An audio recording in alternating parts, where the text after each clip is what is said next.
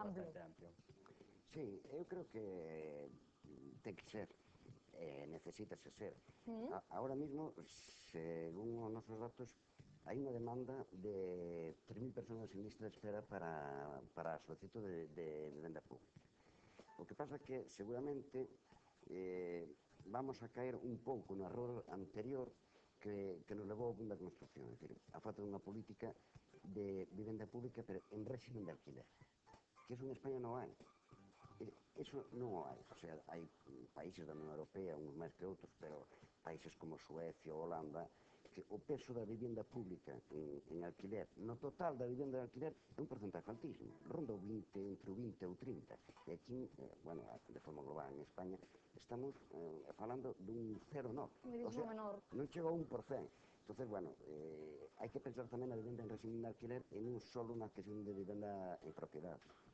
Bueno, vamos a falar agora un pouquiño das normas do hábitat, porque como ben saberán todos vostedes, a finais do ano 2007 aprobáronse moitísimas licenzas aquí en Santiago de Compostela.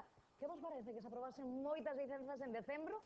Non teño o dato exacto porque dixeronme dentro do Concello que mañán mo darían, claro, mañán non me vale, pero que vos parece que se aprobasen tantas para que non entrasen nesa normativa, nesas normas do hábitat? Realmente un pouco triste que esas cousas pasen, non? Porque realmente si foi o sector da promoción, da construcción, colleulle un certo medo a facer unha vivenda que demandaba máis metros cuadrados, máis calidad, máis luz, entón o que se apurou foi intentar meter o máximo número de vivendas posible antes de chegar a esa calidade que estaba demandando as normas do hábitat que demandaba a población, non? Aumentar a calidade da vivenda. Entón, bueno, pois realmente houve un boom que foi só aquí en Galicia por tema das normas do hábitat, non? Pero que moitos desos proxectos posiblemente tarden moito tempo en desarrollarse ou moitos deles incluso quedarán sin construir. Logo falaremos porque da execución desas obras se realmente se van a levar a cabo, non? Pola súa banda, Jesús, sí, bueno, que parece? Eu me gostaría comentar un pouco a repercusión que ten a construcción pois na creación de emprego e no desemprego que hai ahora mesmo na comarca.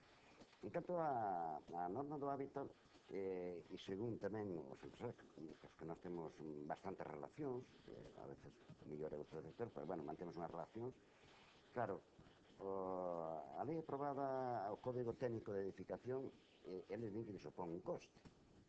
E agora ven a norma do hábitat que tamén lle vai a supoñer un coste. Claro, para empresarios, constructores ou promotores, non lle debería supoñer nada porque o teñen que repercutir no cliente. Pero bueno, seguramente os concellos quixeron escapar dela, claramente. Quixeron escapar dela, en parte, por todas estas normas que comentabas dos metros cuadrados necesarios e todo eso, pero tamén porque parece ser, eu aí non quero entrar, que absorbía ou se metía en competencias da administración local, podía ser. É unha idea que por lo menos os concellos ou algúns se lle soltaron. Levarán a cabo. Bueno, pois imos a falar agora, sí, da construcción dese boom de proxectos que se aprobaron a finais do ano 2007. Jorge, vostede cree que realmente todos os proxectos que se aprobaron poderase levar a cabo? Bueno, digamos que aquí en Galicia pois meteronse todos esos proxectos intentando evitar esas condicións de maior calidade, máis calidade sobre todo a nivel de espacio na vivenda, non? Unhas exixencias que quizás antes as normas eran do ano 91 e non foran tan estrictas en mellorar o espacio interior da vivenda, non?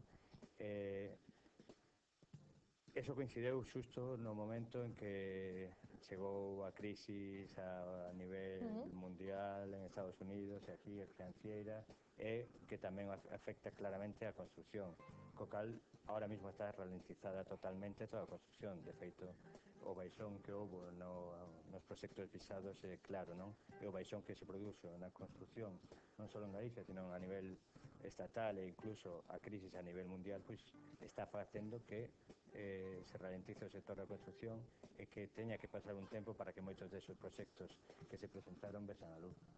Estamos de acordo nisso?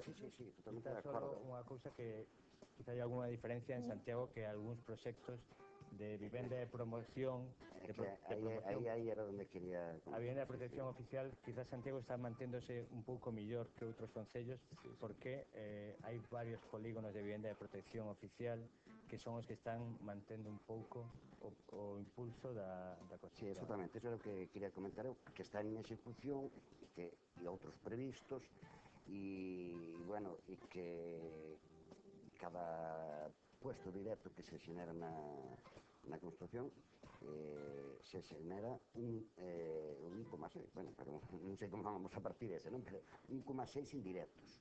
Pero tamén esa baixada da construcción, ese parón que está, tamén vai a repercutir negativamente nos puestos de traballo indirecto e o exemplo que Pois iso que nos imos a falar agora, porque xa falaba agora Jorge, facía referencia a ese posible, que seguramente que é real, parón na construcción ao longo deste ano. Como vai a repercutir ese parón na nosa cidade, en Santiago de Compostela?